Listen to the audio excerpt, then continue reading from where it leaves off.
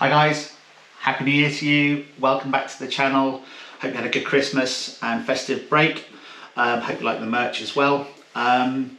This video is going to be a walk around of the car, starting with the internal side of it, and then externally. I've done a lot of weight reduction on the car over the last few months since there's been no motorsport activities to happen and the weather's been pretty awful. So I've got rid of the air conditioning system, all the ventilation, removed the dash and all the internals behind the dash, had to work out all the electronics and the switches that I need to preserve, and made a custom switch board for that. Saved a lot of weight in the car, and I really enjoyed the process and learned a hell of a lot along the way. So let's take a look, starting with the inside of the car, then the outside. Speak to you in a minute. Cheers.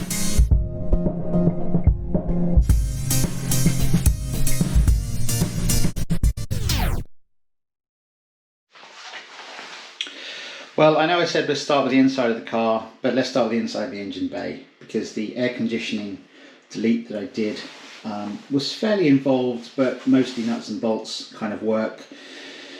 I did need to take the car to a garage to get the air conditioning vacuumed down and have all the refrigerant disposed of safely. That's a professional job. But they did it really cheaply for me around the corner. And what that left was a number of internals in the engine bay, sealed refrigeration pipe work, and also a large condenser radiator behind the main radiator.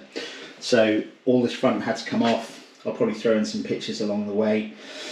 To get access to the condenser radiator, which is actually between the main radiator and the fans. It's very much sandwiched in between all the gubbins at the front. So that was involved to remove the whole front of the car, remember where all the nuts and bolts went. So that was one component of it. And then down where the fan belt, well, not fan belt, the auxiliary belt is, down below was the compressor. Very heavy piece of kit. Removed that and replaced it with a sort of blanking pulley you can get readily from eBay for about 17 quid, just to keep the same length of belt, but effectively you've reduced a lot of the weight by removing the compressor, and a lot of drain on the engine because it's just a free running sort of blanking wheel. The pipe work went behind the back, had to take all the scuttle off and everything, and then it went through into the cabin through there. So you can't see it now, but I can probably throw in some pictures of what it did look like. But I'm really pleased to have got rid of some of the stuff from the engine bay, and made sure that the alignment of the auxiliary belt was good, so that we had no issues. But there's a reminder of my lovely stage 4 engine, with all the tuning done by MJP. Okay, so the inside of the car now looks like this. Obviously I've removed one of the Sparco seats and the mounting frame that is on. Weighs about 6 kilos. 4 bolts. I can really whip them in and out very quickly. So hill climbs and stuff, it's pretty much a solo event. So no passengers in the hill climbs, and I think the first event I'll be doing will be hill climbs. So just thought I'd take another 6 kilos out with the chair, but I'll probably pop that back in when I do some track days. It's usually good fun to have some people with you go around. And here is the dash. You can see the flocked dashboard from Carbon Fibre World. Poland, actually, the company's based. I've had to cut away quite a bit of the edges. Would have been perfect to, instead of using the stock instrument panel, to use like an AIM electronic dashboard. I was very tempted to do that because that would have been a really sort of smart thing to look at. Had loads of other functionality as well off the OBD, and B, would have saved me cutting out and hacking away at this lovely flock dashboard. But the AIM instrument panels, the electronic dashes, are well over 1,500 quid, and I'd rather put that sort of money into performance benefits rather than just cosmetics. I'll play a sequence of what the sort of process involved removing the stock dashboard, but it took out a lot of bulk, particularly behind or in between here, the footwells, right there in this open space. There were two radiators for the air conditioning and or sort of heating system, tons of very heavy plastic. It was a real ball ache to get through all that stuff, but the good old angle grinder was used to just scythe through it. Again, I didn't need to keep the components because I wasn't going to use them again. In fact, inadvertently, I did cut through some of the electrical cables with my angle grinder, which knocked out the power steering and a couple of other things, but managed to work all that out, put it all back together. And then there's this sort of custom panel that it's my kind of version 1 of the switchgear. This white thing, as non as it looks, is actually a chopping board. And the reason I got the chopping board is I tried all sorts of different plastics, but they're quite brittle, and perspex and such like. They're quite difficult to work through and drill holes and screw things into. So good old soft pliable chopping board. I've got a front demist, rear demist, the electronic stability control in orange, hazard lights, the original stock start-stop button, and electronic handbrake. These three, the black, white and blue, are spare at the moment. And then I've also put a 12 volt USB sort of charger here. This is aluminium that I just heated and bent to the profile of the supporting frame. And yeah, that's much simpler and very easy to access. Quite pleased with that. It's my first version. If the day comes that I get a 3D printer, I'll probably print a much more sort of elegant version of the switch panel for future iterations. Did a lot of sort of tidying up of wires. There's a hell of a lot of wires on the loom that aren't necessarily needed, so I've sort of tucked them away with cable ties as best I can. I know where the airbag points are, and I've put resistors in there to fool the car to think it's still got airbags and therefore prevent the airbag warning light coming onto the dash. So yeah, that's it. And what we'll do next, I think, is I've cleared a lot of space here.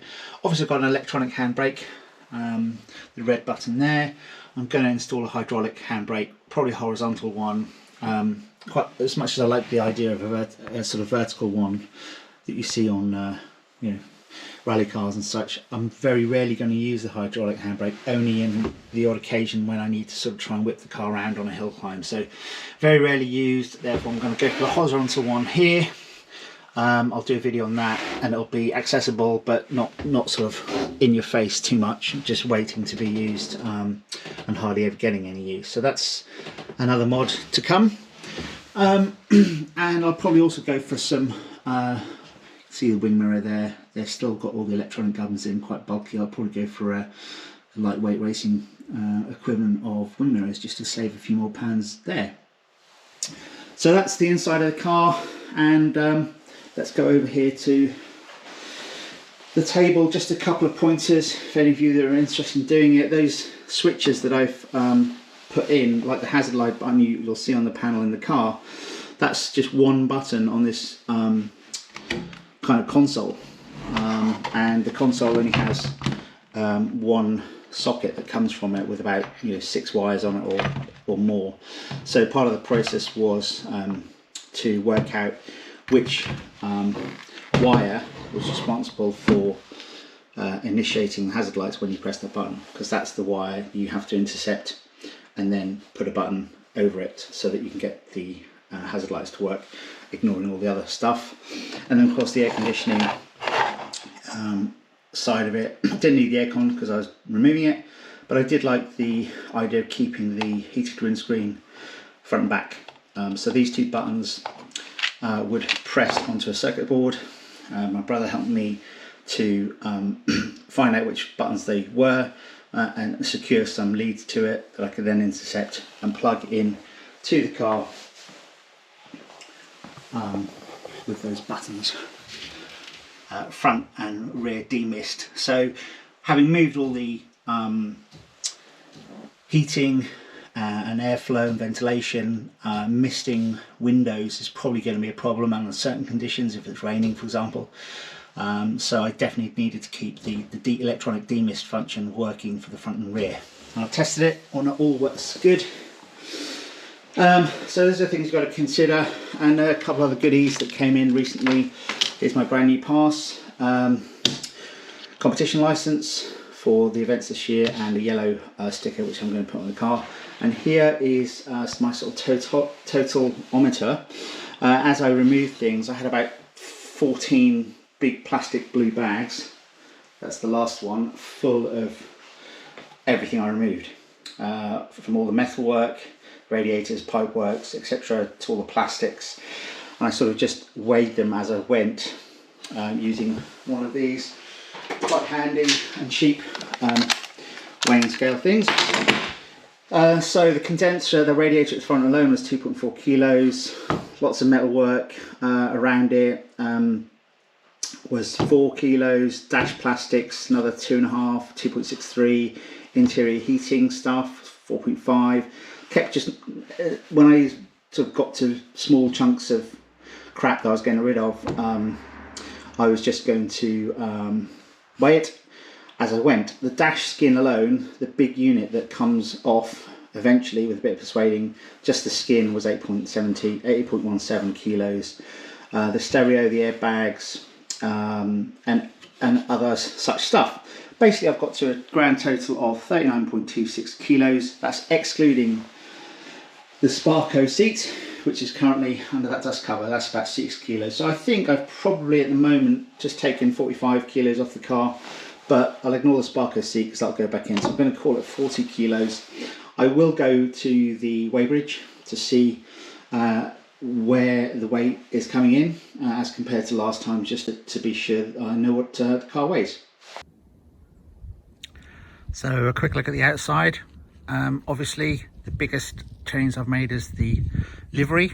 Hope you like it. I'll show a picture of what it used to look like before. I'm super pleased with it. A bit tricky to get on. Learned as I went on, but I think it looks great. And the other thing is, you'll notice that the side skirts, I've removed them. I had the stock ST side skirts, the white ones, and then I had some Maxton Design sort of side skirts as well underneath. I kept catching it on ramps, and each time I changed the wheels, getting the jacks under the jacking points, just kept catching these sort of stuck on side skirts. So I thought I'd just get them off, save a bit of weight in the process. I think that saved 6 kilos. Actually, with the decals, I think I've got away with it. I thought I'd miss those side skirts because they do make a sort of finish off the edge quite well. But actually, to be honest, I'm pleased that they've gone. There's less things to fall off and keep faffing about with when I'm quickly trying to change wheels and such like. So there's the outside, and there's the new look. Probably put something on the bonnet or the roof in due course, but for now it's got an AirTech look to it. I think it's really good, so hope you like it too.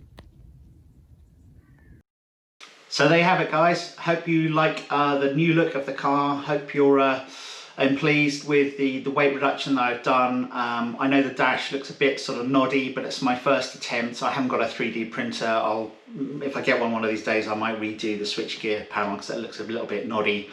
But anyway, 40 kilos of weight lost is, I think, really remarkable, and something that hopefully will give me a bit of an edge when I come to the hill climbing and the other events this season.